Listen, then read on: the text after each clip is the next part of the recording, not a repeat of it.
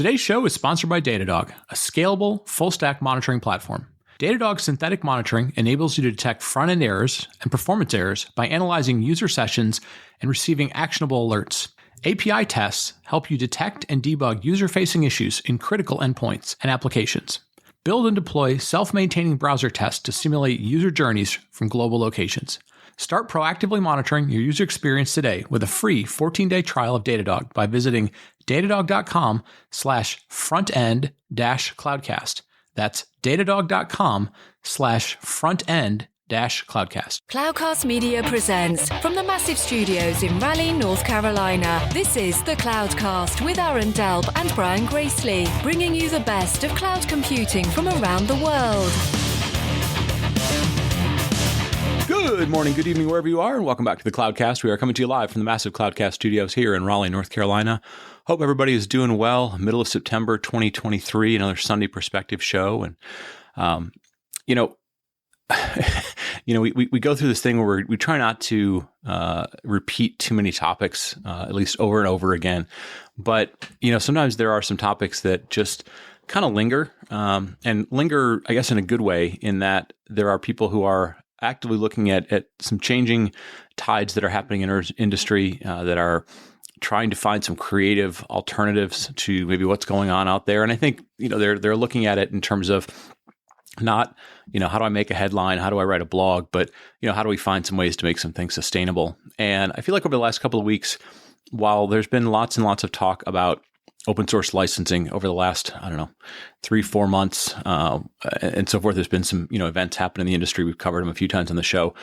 I think there feels like a certain amount of people who live in the open source communities and have been there for a long time, who are starting to wonder, not is open source as a concept sort of under threat or problematic, but, as open source becomes more and more critical to, kind of what companies do on a regular basis, what governments and, telcos and, just technology as a whole does on a regular basis. They're starting to wonder, are we building a system that is unfortunately becoming potentially more and more fragile? And what I mean by that is, if you go back a couple of decades and you think about open source, open source was this sort of rebel idea, right? It was sort of this rebellious idea of, why are we held back? Why are we holding back innovation because of either proprietary hardware or software? What if we create a movement which allows this innovation to be widely distributed, widely used, widely distributed, ideas built on top of previous ideas and so forth. And also it was, very much, so it was looking at it from a kind of a freedom perspective, but also looking at it from an economic perspective, right? Like, can we do amazing things at some lower cost overall, or free, if you will? And again, the freedom piece, freedom from cost or freedom from licensing or freedom from restrictions, they all sort of interweave together. And we're now at a point where, a lot of what open source originally started as is still out there, but the way in which people perceive it and the way in which people use it and look to open source, I think, has shifted significantly, right? So in the past, open source, again, was this sort of, economic difference. You hear all the stories of like Google never would have been created, or a lot of the huge internet service would have never been created if things like Linux didn't exist, if they were still paying, Sun for Unix or for hardware, if software and hardware hadn't become decoupled at some point in time, such that, you could buy, x86 type of hardware instead of proprietary Unix hardware. You could, deploy 1,000 instances of something without having to pay 1,000 licenses for something. All those sort of stories are out there.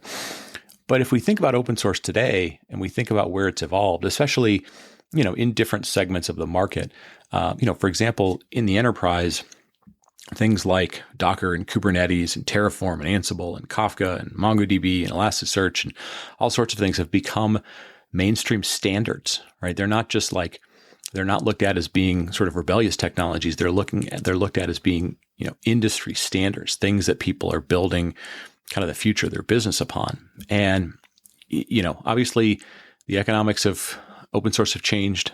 The involvement of cloud providers have changed the equation. It's moved from, what have you contributed to what can you operationalize? And so it brings up a number of questions that people don't necessarily seem to have answers for, right? One being, how can you compensate the contributors? Are they being are they being compensated well enough such that, yes, you're concerned about how much they're compensated, but, more importantly to a lot of people downstream, which is like, is there going to be somebody there who fixes stuff when it breaks, right? And, it's kind of the old XKCD cartoon about, this gigantic structure that's held up by one little tiny piece that happens to be, the equivalent of, the person in some far off place in their basement, hopefully will fix some bug. And they're the only maintainer of it.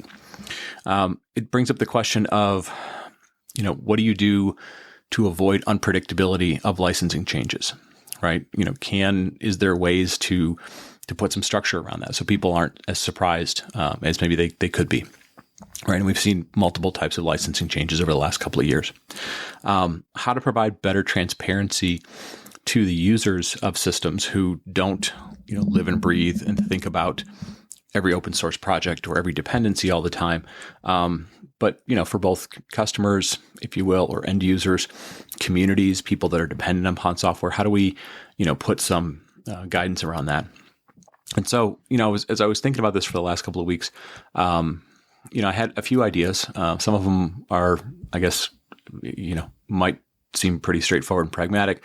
Some of them might seem strange and unusual, but I thought it'd be useful to kind of get them out there, kind of chew on them a little bit, let people think about them a little bit. I'd love to hear some feedback, and I'll point to some stuff that I've been reading here recently. So we'll dig into all that right after the break.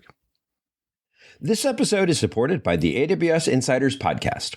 AWS Insiders is a fast-paced, entertaining, and insightful look behind the scenes of AWS and cloud computing. I'm a subscriber to AWS Insiders, and I love Rahul and Hillary's practical analysis and interviews. As an F1 racing fan, the recent episode on how AWS and F1 partnered together to make the races more exciting was especially entertaining. Search for AWS Insiders in your podcast player. We'll also include a link in the show notes. My thanks to AWS Insiders for their support. Are you getting pressure from finance to justify or reduce your cloud bill? CloudZero is the only cloud cost platform loved by engineers and trusted by finance. CloudZero can identify unused, idle, or over-provisioned resources, alert you to spend anomalies, and organize 100% of your spend into a framework that mirrors your business structure, like cost per customer, product feature, or team. It's the most powerful platform ever built to provide accurate, granular visibility into your total cloud spend without the typical pitfalls of legacy cloud cost management tools like endless tagging or clunky Kubernetes support. Manage cost, optimize development, and maximize profit, all in one platform. Join companies like Rapid7, Drift, and SeatGeek by visiting cloudzero.com/cloudcast to get started. That's cloudzero.com/cloudcast. Visit today to experience immediate and ongoing savings on your cloud bill. And we're back. And as I mentioned at the top of the show, thinking about, reading a bunch recently about, how do we make things like open source this source of innovation that so many companies, so many industries have become dependent upon, not are using, but are dependent upon, for so many of the services that impact millions and millions and millions of people every day. I think we're highlighting, or we're seeing a lot of, concerns that people have about, these foundational technologies, not so much because they're open source, because we've always had, foundational challenges of, hey, if everything becomes dependent on one company and that one company, decides randomly to kill off a product, or, the team of people that worked on it decide, well, we're no longer interested in working on this. There's always been that risk, right? And that's why we've seen multi-vendor strategies and multi-technology strategies. It's why IT, if you had to explain IT to people, and why there's so much stuff inside of IT organizations, it'd be really hard to explain to a rational person, to an economist, as to why IT looks the way it does. But a lot of it, boils down to not so much rational thought and rational decision, but, the idea that, who, you have as somebody who runs a business or somebody who runs an entity or is responsible for something, what are your dependencies? What do you trust? What do you consider is untrustable, or you're not sure? There's some variability in there, and hence you take a bunch of you make a bunch of decisions, right? So again, you pick multiple technologies that do the same thing instead of, honing in on just one. You pick multiple vendors or multiple cloud providers to allow you to have flexibility or choice or backup in case one of them, the situation that they're in right now changes to something else. So we've had this in technology for a long time in the proprietary world. So what we're seeing in the open source world these days, they're not unusual. They're not unusual sort of changes. But I think because in the open source world, we don't always have the same visibility that we had when it was a vendor because their logo was on it or their name was on the user interface, or you got a bill from them every year and it sort of reminded you of, what you had out there and what didn't make it easier, but you sort of knew, oh, okay, yeah, every March I get a bill from such and such company, or I fire up this technology and their splash screen comes on and it tells me who it is. Whereas with open source, it could be coming from a lot of different places. You may not necessarily know what license is being used, or you may not understand what the licenses even mean, right? GPL or MGPL or, whatever sort of license is out there, BSD or MIT or whatever it might be. And so, I got to thinking about some of that, and also got to thinking about, when it was a vendor, you sort of knew who you could call if you had a problem. You could probably find the vendor's name on the internet and find a phone number for them or an email number. But if it's open source, it makes it sort of a little harder to find, right? And so we're going through these challenges of open source being a mature concept, or a more mature, I shouldn't say a more mature concept, a more widely used in mature environment and thing.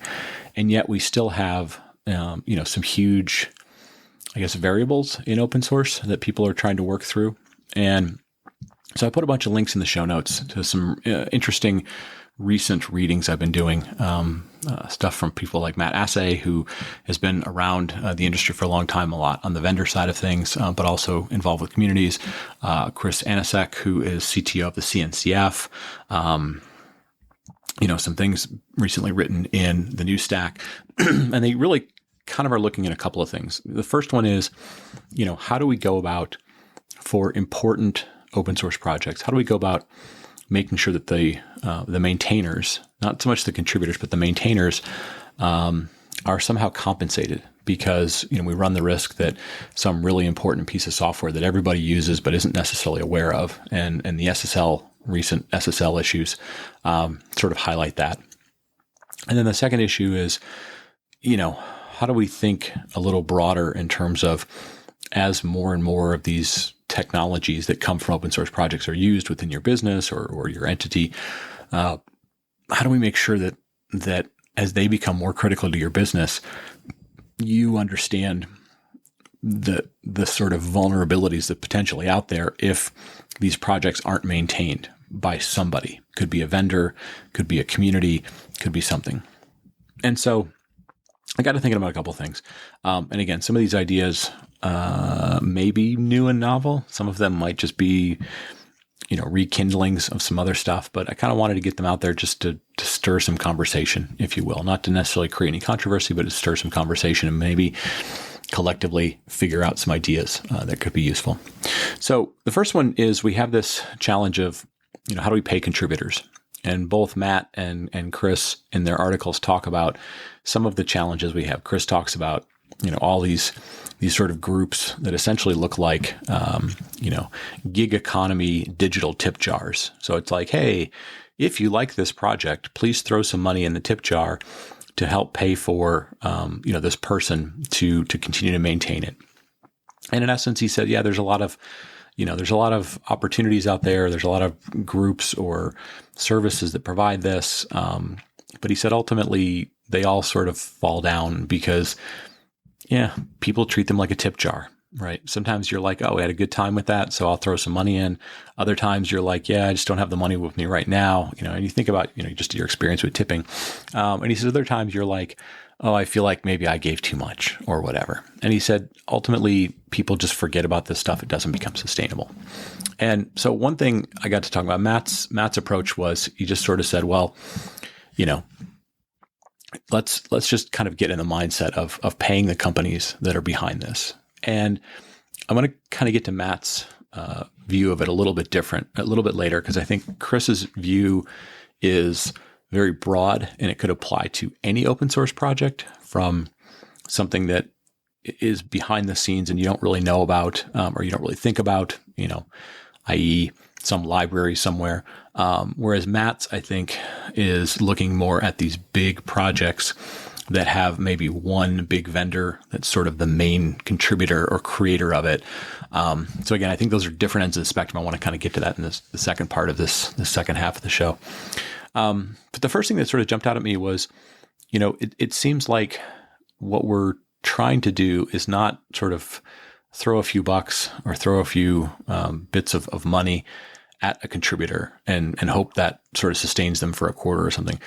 What we're ultimately trying to do is create some stability in that.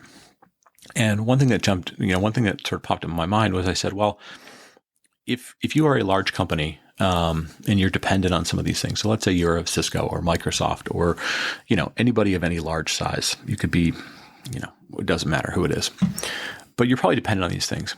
And it's probably not best to have you just throwing money in a digital tip jar. But if we could collectively, and we have to work through some different agencies and governments and so forth.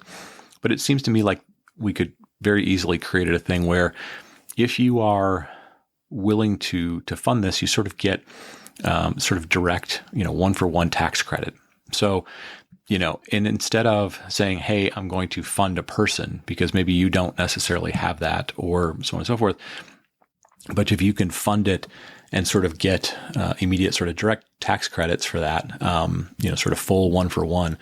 And I feel like, that seems like sort of a simple thing to say, but I also feel like we're seeing, more and more governments, whether they are like the U.S. government or, governments in Europe, becoming much more aware of their dependency on technology, right? So for example, in the US, we've seen the CHIPS Act, which is, looking at, okay, how critical is chip manufacturing to any given sector of the economy?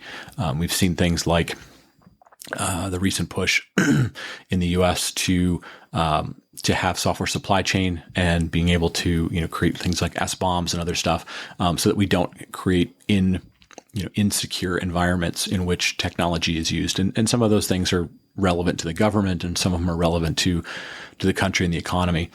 I do feel like, we could look at and say, certain projects, and it doesn't have to be like the government deciding which projects. It could be, communities basically identifying projects that are really important. I mean, it could be as simple as like, hey, these projects are, have so many GitHub stars, for example, and hence they become eligible for the idea that if a company, for example, like Cisco or Oracle or Microsoft or whoever, Red Hat or whatever, or VMware, decided, hey, that's a thing that's important to me, and I am willing to, to sort of fund that to a certain extent, but I don't want to do it just out of pure sort of altruism, being a nice person. Like I'd like something in return for it, which again, capitalism, whatever.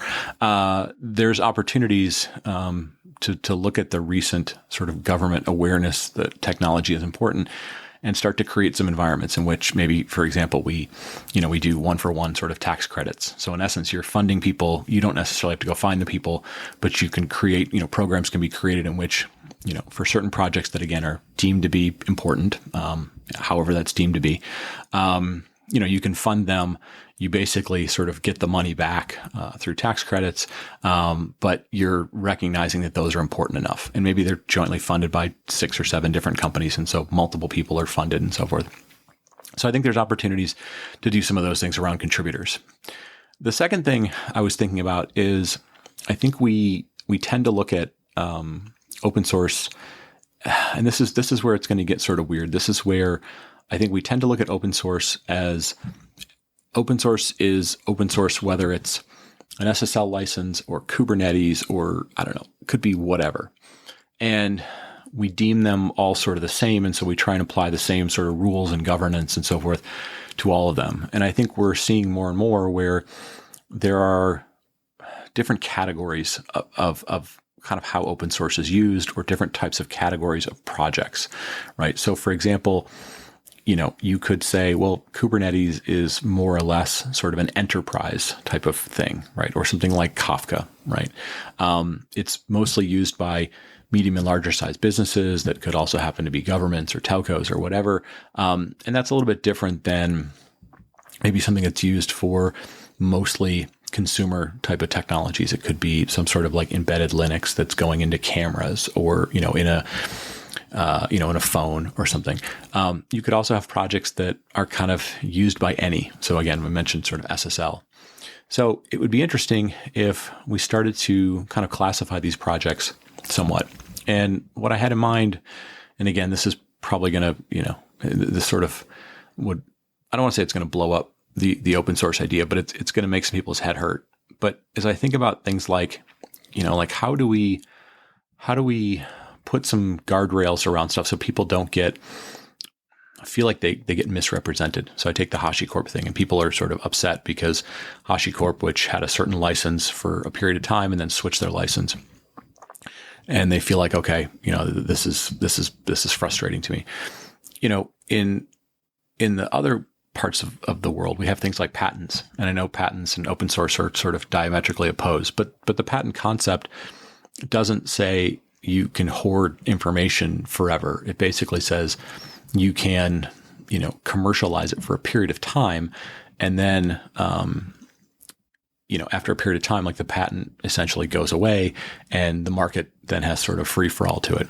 And, you could argue, well, patents are, really long lived, but the flip side of patents is the reason they exist is because certain things. So for example, let's say like drug development for, cancer drug or diabetes drug or something along those lines, it takes a long time. The testing process takes a long time. The review process takes a long time. And so the patent concept is put in place to allow the people that are making huge investments in these to have some protection that, after their investment has been made, that they will have some ability to recoup their investment. And I know there's all sorts of arguments that maybe that's a flawed system and so on and so forth, but that sort of concept is in place. And I'm wondering, as we get more into software and we think about software as being an important thing for so many companies, it's not just sort of this rebel thing that, sort of nice to have. Do we need some sort of mechanism in which we, identify types of projects? So again, maybe this is sort of a business project in which, the creator of it would like to eventually sort of monetize something. Maybe this is a, consumer type of project in which whatever, maybe this is an any project in which the goal of this is just to make software better, and the originator has no interest or no plan to ever sort of commercialize it. And I feel like if maybe there was a little bit of that up front, then you have some visibility of, okay, what is the intention of this project? The second thing is I'm wondering if we need to put some sort of timeframes around things, right? And reasonable timeframes around, how long software takes to build and mature, how long it takes to, if the intention of the project is to create a commercialization out of it, how long that reasonably takes to do. And then, also, some visibility to anybody who's sort of in a community or a customer or downstream of that to go, okay, here's how I can tell roughly what the maturity cycle of it is, but also here's where certain changes could come along. So for example, you take something like Kubernetes, right? It took about 5 years or so for Kubernetes to get to a point from, let's call it, say, 2014, 2015, when it first kind of became a project. And I'm not kind of shortchanging the yes, it came from Borg and all that other stuff. But, 2015, it roughly became a project. By 2020, it was pretty stable, right? Like people were talking about having less releases in a year, and people were kicking around ideas of, long-term support and all that sort of stuff. So let's call it 5 years is a reasonable amount of time for some sort of enterprise class, business class project to sort of mature, right? Let's call it 7 years these days, at least 7 years from when a company might originate to where they might have figured out in their lifetime, could I move from being just a VC-backed company to something that maybe I want to go IPO? And, not every company fits in that window. I think, somebody like HashiCorp was longer than that. I know we had them on in 2013 and they didn't go to IPO until 2021. So that was 8 years and they had been around for a couple of years before that. But at least they're reasonable numbers. They're not incredibly fast numbers. They're not incredibly conservative numbers. But you could potentially have a situation in which you said, here is a open source project that in essence is targeting business, that the originator of the project has said, we have intentions to commercialize this. We have intentions at some point to, change from being, entirely focused on how we're funded or maybe what our relationship is with the marketplace. And at some point we may intend to change what we do. And within 5 to 7 years, you have the ability to say, we're starting off with this technology. We may eventually have to change this technology as it moves from software to the cloud, right? And the example I would use for that is we had the folks from Confluent on not too long ago. They talked about how they were sort of the original creators of Kafka, but over time, as they realized like Kafka in the cloud and what you could do in the cloud was different, it took them roughly 5 years to build a cloud version, highly optimized, highly, easy to automate from behind the scenes version of something that was still Kafka compatible, but they could offer as a, cloud service in a cloud, what they considered cloud native way. So somewhere in there, I feel like putting some time windows around it establishes some criteria for what a project could look like. It puts some prioritization and some, kind of urgency around the project for the people that are working on it. It gives people a sense of like, okay, how far along is this project?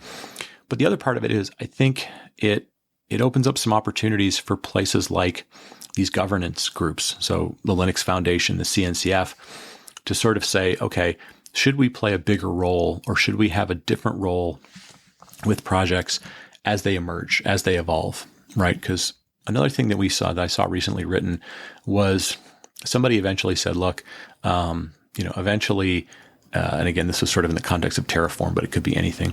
Eventually, an original project, if it gets too big or too dominant by a vendor, or the vendor has the opportunity to change the licensing, at some point, that project inevitably will get forked. Right. And when they talk about sort of the inevitability of it, it was like, oh, okay, well, maybe that's possibly true. And it got me thinking about, well, what's the role of these governance organizations, right? Should they, because in the early days, it feels like they do a couple of things beyond having events and having, seminars and all these other webinars and all these things, which for the most part are for-profit events. So what they do to a certain extent is they are a marketing arm of the community, right? Essentially, they're there to talk about it. They're there to generate events in which people have a sense of how successful or how popular is this project doing. They're sort of there from a marketing perspective. And obviously they have a certain amount of sort of legal capability in terms of like trademarks and stuff like that. But I also wonder, and that's valuable, right? That's valuable because it spreads the cost of a whole bunch of sort of marketing functions across a lot of different groups. It reduces some risk for the main company that might have started the project. It reduces some of the risk for, say, a venture capitalist putting money into the, kind of capitalizing the project. It reduces some risk for the marketplace to have a sense of like, oh, okay, I can come and see and sort of visually inspect what's going on around this. I don't have to sort of guess as to how successful something is or how risky it is. But then I also wonder if we put some timelines around this, it would sort of force some of these governance groups to go, okay, this project is very successful. It's in year 4, 5, 6, 7 or something. There's a chance that this license model for this project could change, or the people who are driving it the most might have certain commercial interests in this that have evolved over time, we should start looking, if we see the community has a huge demand for this outside of that vendor, we should be looking at, being the organizer of a fork. Because if we do believe that inevitably that's what happens, and that's good for the marketplace, then there should be some structure to it, as opposed to this sort of, thing that's happening. Say you look at what's happening with like Open Terraform, it's just a bunch of people writing down on a piece of paper like, hey, I would be willing to consider contributing some amount of money. It gets us back to this sort of digital tip jar concept. So, as I think about all these things, I don't have the best structure in mind, but I have been thinking about, do we need a little more timing structure, a little more, inevitability structure? Like, I know what outcomes look like. I can predict within, a couple of years, certain things that will normally happen. And again, this doesn't mean that every project would go through this. Some projects are going to fail after a year. Some projects are going to fail after 6 months. Some are going to fail after 2 years because something else came along. It doesn't mean that you have to stretch these things out. But I do wonder if we need, and I know this seems contrary to everything about open source, which is like freedom, freedom, freedom. Let us do whatever we want. The market will figure it out, blah, blah. Do we just need certain amounts of structure in place to allow people to understand, what am I getting with the project? What do I have to sort of declare up front? Because I'm going to be making certain claims. I'm going to be asking people to partner with us. It's going to potentially help people that are considering looking at a project understand where it is in a timeline, what the expectations are, where things might change in the future. There's a little more transparency around that. And it's potentially helpful for, end users of a project to sort of have some idea of, okay, it's been 2 years, 3 years, 5 years, 7 years, whatever. They have some sense of like, okay, what do I have to be aware of? And again, I hate to make this sort of comparison to, well, this is just like the patent system, but open source is no longer simple. We have billions of dollars going in on the capital side of things, right? It's funding. It doesn't mean it's creating innovation, but it's funding the innovation. It's allowing the innovation to grow and to be adopted by multiple people and groups and so forth. We've got companies that are dependent upon this stuff, but we've seen instances in which they can feel like, okay, I was blindsided by something changing, right? So anyways, I'd be open to hearing from people as to, do you have any thoughts about how do we create a little more structure in the broader ecosystem, not restricting exactly what license this has to be or exactly how people have to act, or, we're going to skew the system such that only, single vendor driven sort of projects can win and all that kind of stuff. But it does feel like we need a little more ability to create some structure than we have today, because, we have a bunch of groups that sort of do stuff. But the whole process is sort of, a bunch of people that are kind of dependent on each other, but also don't necessarily trust each other. And also there's not necessarily, as much transparency as might be needed for, broader audiences than are out there today. So anyways, just some thoughts, not necessarily total solutions on things, but some thoughts about, as open source becomes more and more important, more and more critical to a lot of the things that we do, again, whether it's in your business or how you develop stuff, or, as you're trying to make plans, do we need just a little more structure, a little more certainty, if you will, or at least awareness of what's going on in terms of timelines. So anyways, just some thoughts. Anyways, thank you as always for listening to the show. I'm going to wrap it up there. Thank you for telling a friend. As I mentioned at the top, we try not to repeat too many things, but I think sometimes when some of these things linger and we start to get more sort of second order thoughts and third order thoughts, it's worthwhile to start to kind of share those and see if we can get interesting ideas flowing. So with that, I'll wrap it up. thank you all for listening. Thanks for telling a friend. Thanks for helping us grow the community. Thanks for, as Aaron always says, giving us feedback in places like Apple Podcasts and Spotify and Google and others. Anything you can do, feedback, 5 stars, whatever it might be, not only helps us help other people find the show, but it also helps us steer the show in the direction that makes most sense for what's valuable for you and valuable for your usage time. So with that, I'll wrap it up. Hope you all have a good day. Hope you have a good week, and we'll talk to you next week. Thank you for listening to The Cloudcast. Please visit thecloudcast.net to find more shows, show notes, videos, and everything social media.